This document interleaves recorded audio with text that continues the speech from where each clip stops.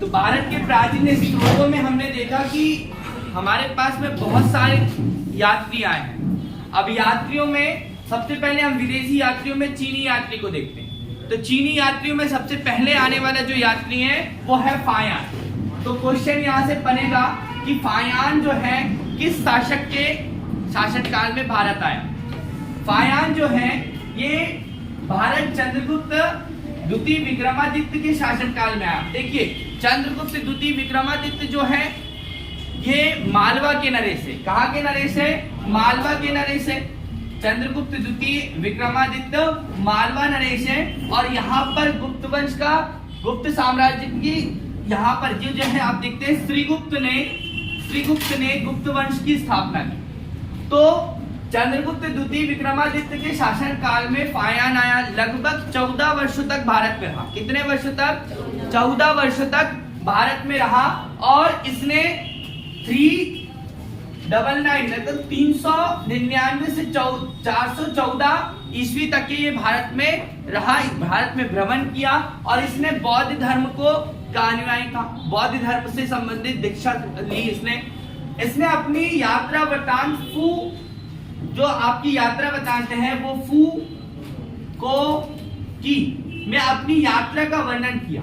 ठीक है, इसने क्या कहा कि ये मालवा में रहा, माने चंद्रगुप्त द्वितीय विक्रमादित्य के शासनकाल में ये जब रहा तो इसने कहा मालवा जो है, मालवा की जलवायु श्रेष्ठ जलवायु और यहाँ की जनता सुखी है, समृद्ध है। ये ब्राह्मणों का देश है। कौन ब्राह्मणों का देश है? तो मालवा जो है ये ब्राह्मणों का देश है। यहाँ पे ब्राह्मण, क्योंकि गुप्त वंश जो था, ये गुप्त वंश के शासक जो वक्त थे उस समय ये विष्णु के उपासक थे। किसके उपासक थे? विष्णु के उपासक थे। इसलिए आपको ध्यान रखना है कि यहां से आपके एग्जाम में प्रश्न पूछा जाएगा। ठीक है, तो याद रखना कि मालवा जो है, मालवा की श्रेष्ठ जलवायु किसने कहा? फायान ने कहा। ठीक है, इसके बाद आगे संयुगन जो है दूसरे नंबर पर कौन आया? संयुगन आया। संयुगन समय आपको याद रखना है 518 ईस्वी में। ये लगभग 3 वर्षों तक भारत में रहा। कितने वर्षों तक? 3 वर्षों तक ये भारत में रहा। और इसने बौद्ध धर्म से संबंधित जो भी प्रतिकृतियां जो है उनकी किताबों को एकत्रित किया। ठीक है, इसके बाद बहुत इंपॉर्टेंट व्यक्ति है हैंगसा। पूछा जाता है कि 6वीं 7वीं शताब्दी, 6वीं से 7वीं शताब्दी के बीच में मध्य में एक शासक वर्ग जो है वो आया। उसका नाम है आपका हर्षवर्धन। क्या नाम है? हर्षवर्धन। हर्षवर्धन जो है, हर्षवर्धन का शासनकाल कन्नौज में। कहां पर है? कन्नौज।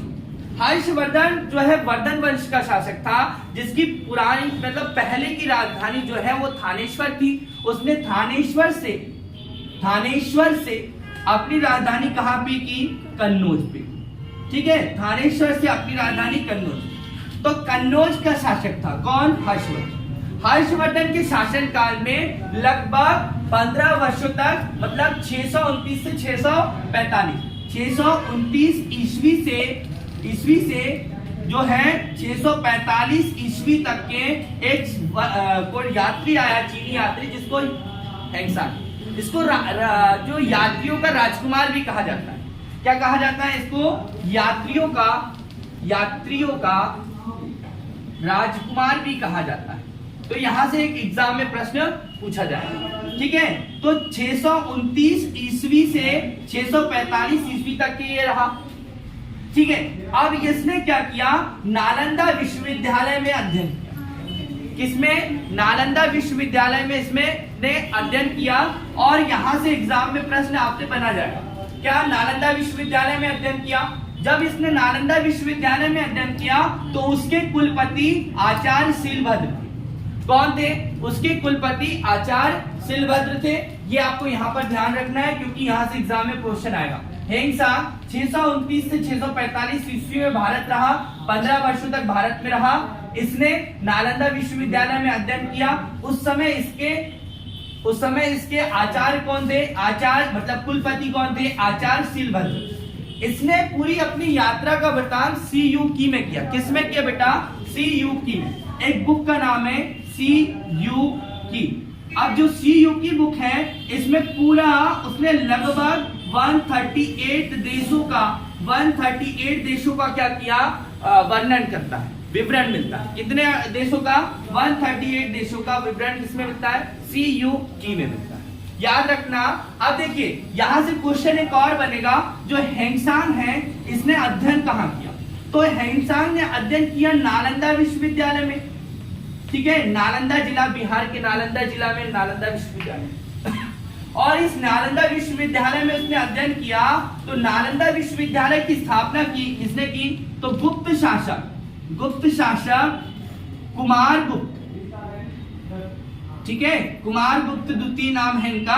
तो कुमारगुप्त द्वितीय ने इसकी क्या की है? स्थापना की है। कई बार एग्जाम में पूछा जा चुका है, ठीक है। तो यहां से एक प्रश्न बनेगा, ठीक है। इसमें आपको इतना क्वेश्चन आना है। पहला, हेंगसांग भारत में कब आया? 629 से लेकर 645 तक के रहा। ये 15 वर्षों तक के रहा। शासक काल कौन था, मतलब शासक कौन था इसके समय में? तो शासक था हर्षवर्धन। नालंदा विश्वविद्यालय आपको ध्यान रखना, उससे अध्ययन किया। उस समय कुलपति आचार्य शीलवंत, ठीक है। किताब का नाम बता दिया, CU की। कितने देशों का विवरण? 138 देशों का विवरण मिलता है। अब इसके बाद अगला जो है, अगला उसका नाम है इत्सिंग। कौन है? इत्सिंग, ठीक है। इत्सिंग जो है 7वीं शताब्दी के लगभग में आया। कौन सी सदी में आया?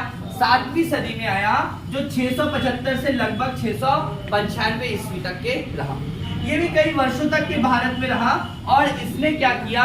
नालंदा विश्वविद्यालय और विक्रमशिला विश्वविद्यालय में आपका अध्ययन किया। अब आपको मैंने एक और क्वेश्चन बताया कि विश्व का सबसे प्राचीन विश्वविद्यालय कौन सा है? तक्षशिला महाविद्यालय विश्वविद्यालय।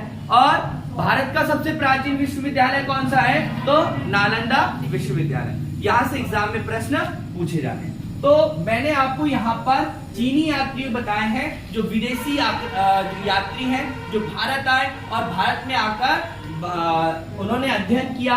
भारत के उस समय की तात्कालीन सामाजिक, राजनीतिक, धार्मिक स्थितियों का विवरण अपनी किताबों में यात्रा वृत्तांत के माध्यम से उन्होंने हमें बताया। ये हमारे इतिहास के स्रोत के रूप में जाने जाते हैं, ठीक है। आपको बन जाएंगे, याद रखना है। तो